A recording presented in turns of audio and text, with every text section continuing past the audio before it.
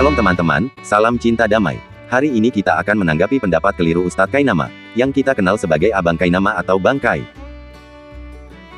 Melalui laman YouTube Ayah Sofia yang berjudul Bukti-Bukti dan Saksi bahwa Yesus Terhormat Tidak Pernah Disalib. Bang Kai, yang merasa kajiannya sudah akurat dan sangat akademis, ternyata justru sangat-sangat tidak akurat, dan jauh melenceng dari kajian akademis. Mari kita lihat dan buktikan.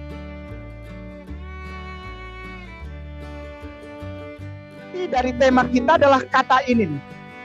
Kan temanya bukti-bukti dan saksi-saksi. Saya pindah ke depan. Saksi-saksi dan bukti-bukti bahwa Yesus terhormat tidak pernah disalib. Intinya adalah disalib. Kenapa? Karena inti dasar dogma saudaraku yang aku cintai dan aku sayangi di Republik Indonesia yang disayangin dan diberkahi Allah ini. Walaupun Pertalite naik, nggak apa-apa. Pertalite naik apa? Berkah dari Allah ya, begitu. Ya, Pertamax juga naik. Nggak, berkah ya Allah, berkah. Jadi inti sebetulnya dari dasar dogma saudaraku terkasih Kristen dan Katolik di Republik Indonesia ini adalah bukan kelahiran Yesus 25 Desember. Ya, sebagaimana dikasih, udah banyak data yang memperlihatkan bahwa Yesus tidak lahir pada tanggal 25 Desember. Bahkan dari statement para rabai sendiri itu tidak berpengaruh banyak. Tidak ada pengaruhnya, tapi kecil. Lalu yang kedua, mujizat Yesus itu bukan dasar kekristenan, dasar iman. Iya, dasar iman, tapi pengaruhnya tidak begitu signifikan. Tidak. Ya. Lalu kasih katanya, mengasihi. Itu juga tidak Jadi banyak orang yang memberikan data tentang kelahiran bahwa ini tidak terjadi. Itu tidak ada pengaruhnya tapi sangat kecil. Lalu yang kedua, tentang mujizat. Banyak orang yang memberikan data tentang mujizat ini. Bahwa Yesus adalah nabi yang karena Allah diizinkan oleh Allah, maka dia melakukan mujizat. Tapi itu tidak berpengaruh banyak, kecil sekali untuk iman saudara Kristen dan Katolik. Lalu yang ketiga, tentang kasih yang diajarkan. Ini juga sudah dibilang bahwa nabi-nabi lain pun mengajarkan kasih, tapi tidak berpengaruh banyak, kecil sekali. Nah, yang keempat nih, salib. Jika seseorang ngomongin salib, ngamuknya minta ampun orang Kristen. Karena dasar yang paling mereka pegang adalah kematian Yesus kayu salib.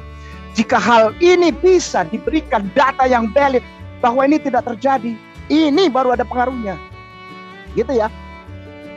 Inti dari kekristenan adalah Yesus mati di kayu salib. Bagaimana caranya? Pokoknya dia harus mati. Dahsyatnya Kristennya, dogmanya serem. Yesus yang baik, Yesus yang sempurna, putra Maryam tanpa hubungan seksual, tanpa ada sperma zigot menembus ovarium,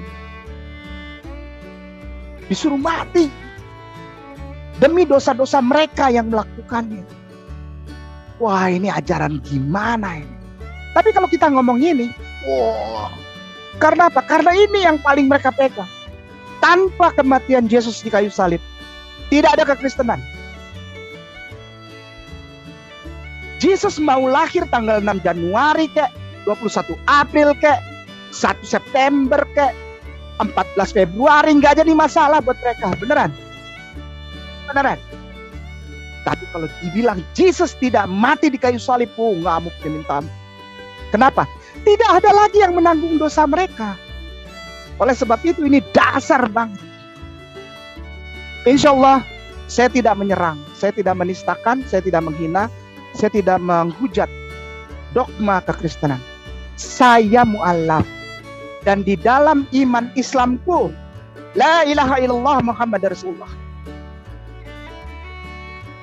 dikatakan Isa ibnu Maryam diangkat ke langit karena cintanya Allah kepada beliau, putra Maryam. Bangkai, bangkai, jangan terlalu sering bersandiwara, manis di bibir, busuk di hati. Ngomongnya tidak menyerang dogma Kristen, padahal ngutip ayat-ayat Alkitab tanpa memahami makna teks, dan sits in Leben teks. Ingat ya bangkai, jangan paksakan narasi Alkitab harus sesuai dengan imajinasimu. Yakinilah Yesus sebagai Isa, sebagaimana yang tertulis di Al-Quran, sama seperti kami, percaya kepadanya sebagaimana yang tertulis di Alkitab. Isa, mau lahir di bawah pohon kurma kek, Isa mau tidak mati kek, mau diangkat ke sorga kek, bukti Allah mencintainya, ya gak apa-apa.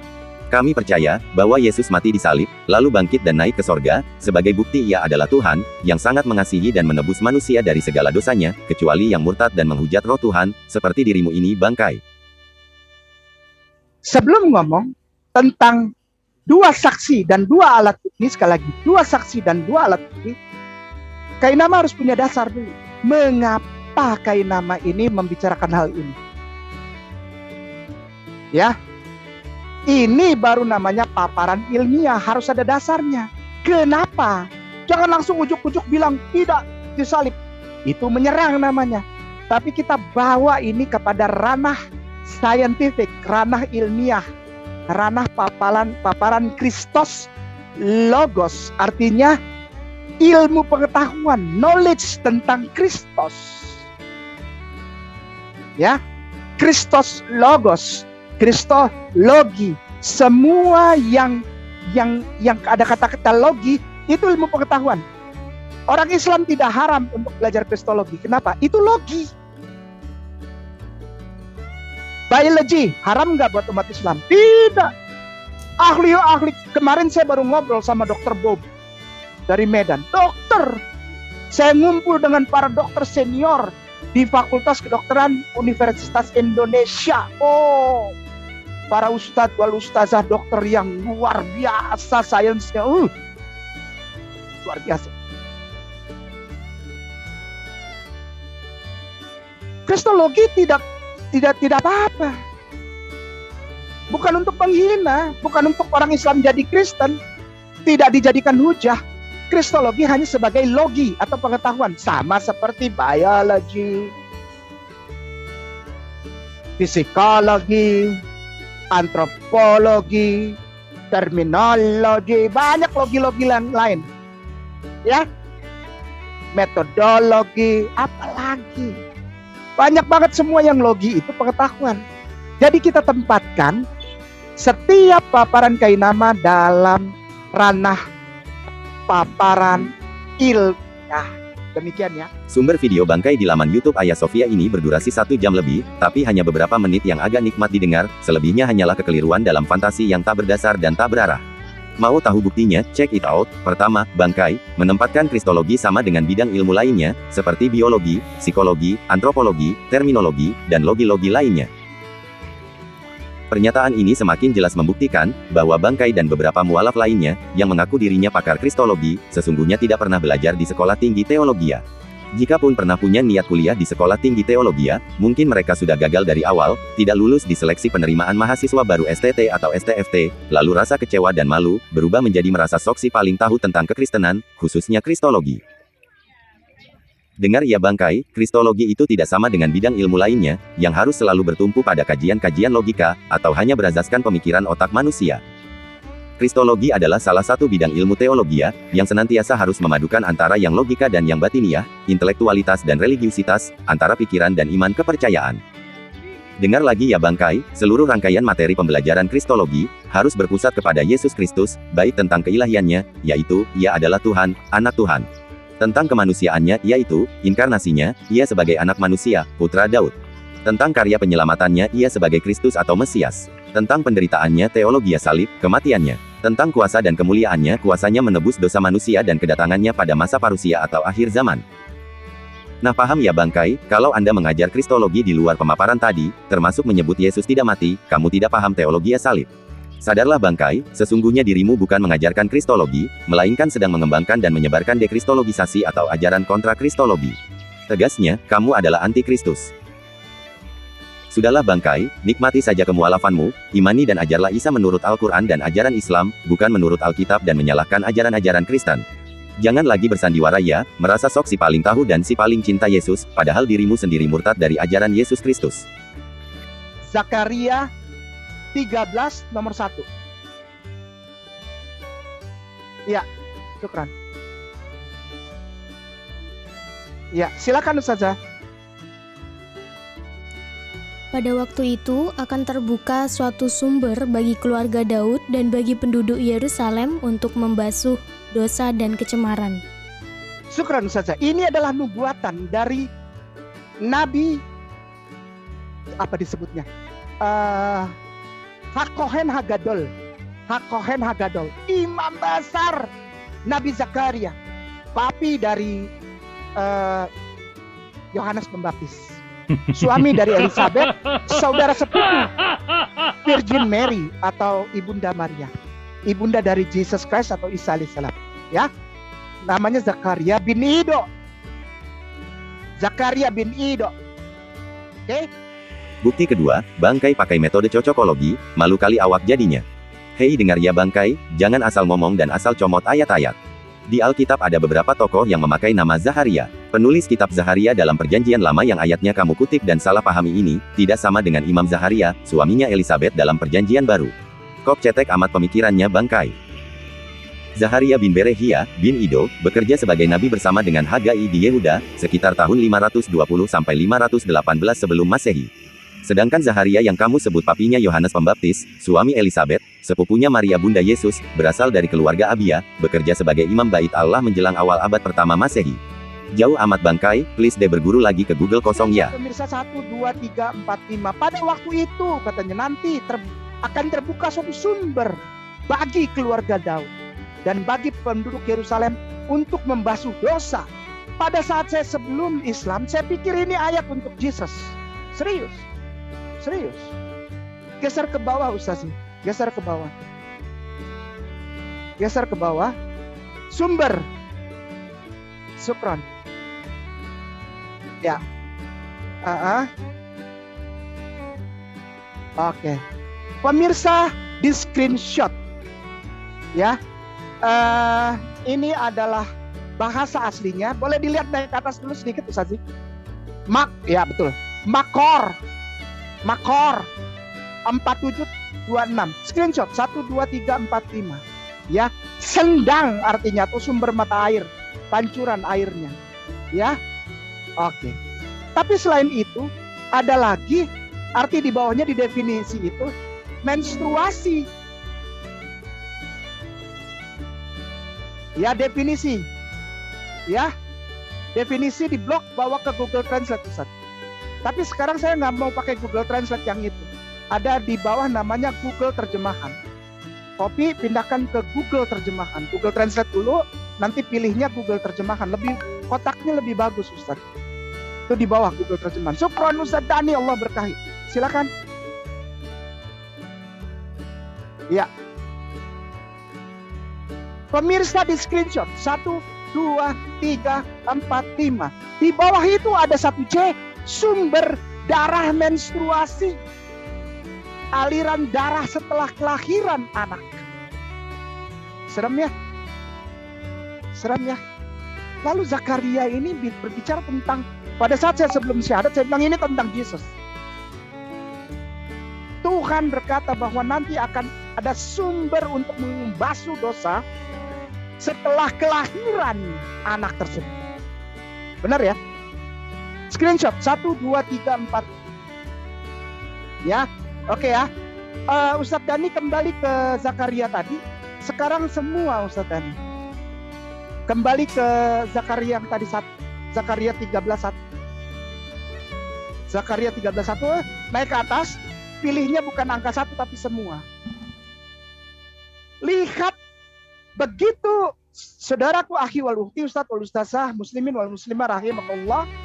Begitu saya lihat judulnya, saya takut. Judul perikopnya di blog Ustaz yang tulisan miring nih. Screenshot pemirsa 1, 2, 3, 4, 5. Penyingkiran berhala dan nabi palsu. Widih. Jadi yang akan lahir itu dengan tanda-tanda seperti ini, itu nabi palsu. Apa nggak takut saya? Takut saya waktu itu. Berarti yang lahir ini, yang menjadi sumber membasuh dosa, ternyata dia adalah nabi palsu. tanda-tanda nabi palsu. Ngerikan kita. Takut kita. Coba geser ke bawah Ustaz. Geser aja ke bawah. Geser ke bawah. Ustazah, duanya ditolong dibacakan. Syukran Ustazah. Maka pada waktu itu demikianlah firman Tuhan semesta alam. Aku akan melenyapkan nama-nama berhala dari negeri itu, sehingga orang tidak menyebutnya lagi. Juga para nabi dan roh najis akan kusingkirkan dari negeri itu. Syukran Ustazah. Tadi sudah dibaca sama Ustazah Niru ya. Bagi penduduk Yerusalem di angka 1.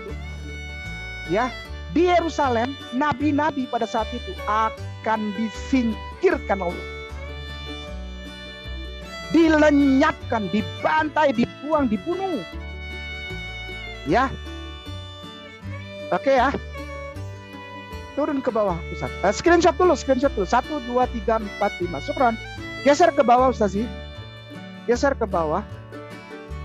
Oke. 6. Silakan. Tunggu. Dari 5 Ustazah. 5, 6. Syukran. Padahal Ustazah. Tetapi masing-masing akan berkata, aku ini bukan seorang nabi, melainkan seorang pengusaha tanah. Sebab tanah adalah harta kepunyaanku sejak kecil. Dan apabila ada orang bertanya kepadanya, bekas luka apakah yang ada pada badanmu ini? Lalu ia akan menjawab, itulah luka yang kudapat di rumah sahabat-sahabatku. Syukran Ustaz.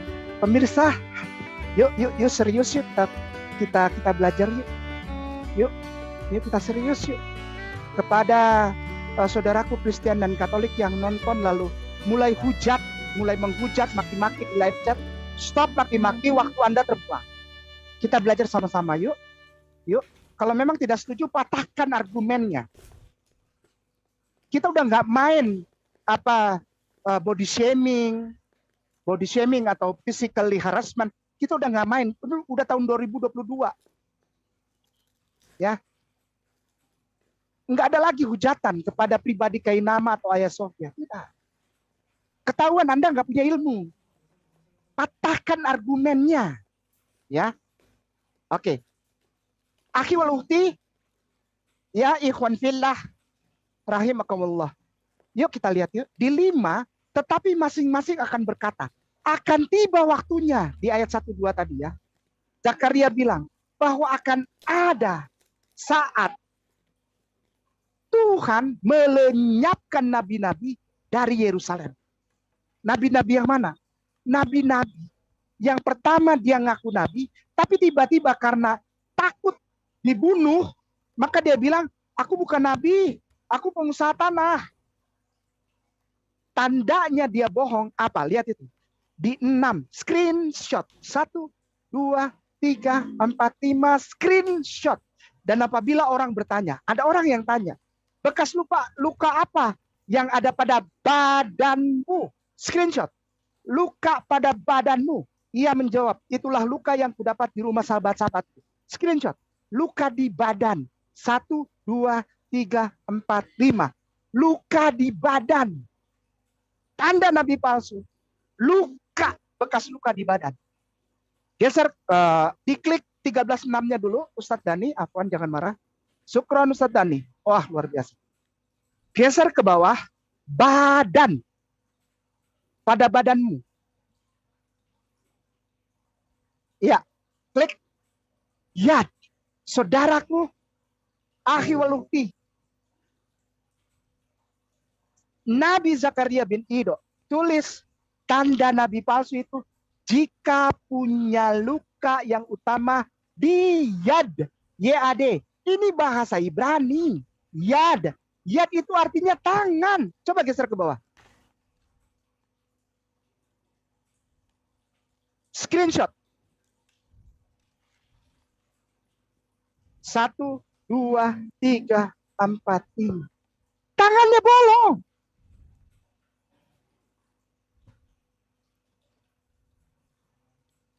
Itu yang membuat aku tidak mau Yesusku memiliki tanda itu. Pada saat itu, ketika aku pertama kali Kainama ini baca ini, terguncang. terguncang. Oke? Hahaha, Bangkai, makin pandai aja ngelawak. Udah, bobo sana, jangan lupa makan obat ya, biar besok cacing-cacing di perut pada keluar karena terguncang. Tapi sebelum bobo, dengerin dulu Bangkai, kalau baca dan nafsir ayat Alkitab, jangan parsial dan memahaminya sesuka nafsumu sendiri. Ketahuilah Bangkai, Zakaria 13 ayat 1, itu adalah lanjutan dari Zaharia 12 yang menegaskan tentang pembebasan dan pembaharuan Yerusalem.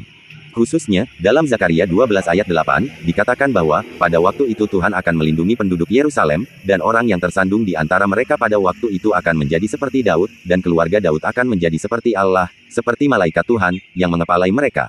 Nah sudah jelaskan Bangkai, pada saat kehadiran sang pembebas yang berasal dari keluarga Daud, untuk membasuh dosa dan kecemaran, maka pada saat itu juga para nabi palsu akan disingkirkan, seperti yang tertulis di ayat 2-6. Perlu Bangkai ketahui, pada saat itu banyak orang Israel yang mengaku sebagai nabi, tetapi mereka mengikuti ritual penyembahan terhadap dewa Baal.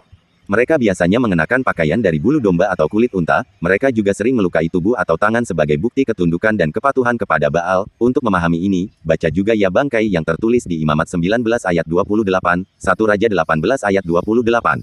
Nah pada waktu sang pembebas datang, para nabi palsu merasa ketakutan dan terancam, sehingga mereka tidak lagi mengenakan pakaian dari bulu hewan, agar tidak ketahuan sebagai si pemuja Baal, juga mereka menyebut dirinya sebagai pengusaha tanah. Dan jika ketahuan ada bekas luka di tangan sebagai bukti pemujaan terhadap Baal, maka mereka menyebutnya itu hanyalah luka dari rumah teman-teman. Jadi sudah jelas ya Bangkai, luka tangan yang di ayat 6 ini bukan tentang Yesus seperti tafsiran asal-asalanmu, melainkan para nabi palsu. Ah capek kali pun aku ngajarin abang kita yang satu ini, semua argumennya gak jelas dan sangat mudah dipatahkan, tapi tetap aja ngotot merasa pakar kristologi, gak tahunya, kontra kristologi, antikristus, seram amat. Jangan lagi pura-pura pakar kristologi Bangkai, padahal murtad dari ajaran Yesus Kristus. Ketahuan deh, Bangkai adalah musang berbulu domba. Terima kasih telah menonton dan menyimak video ini. Tuhan memberkati.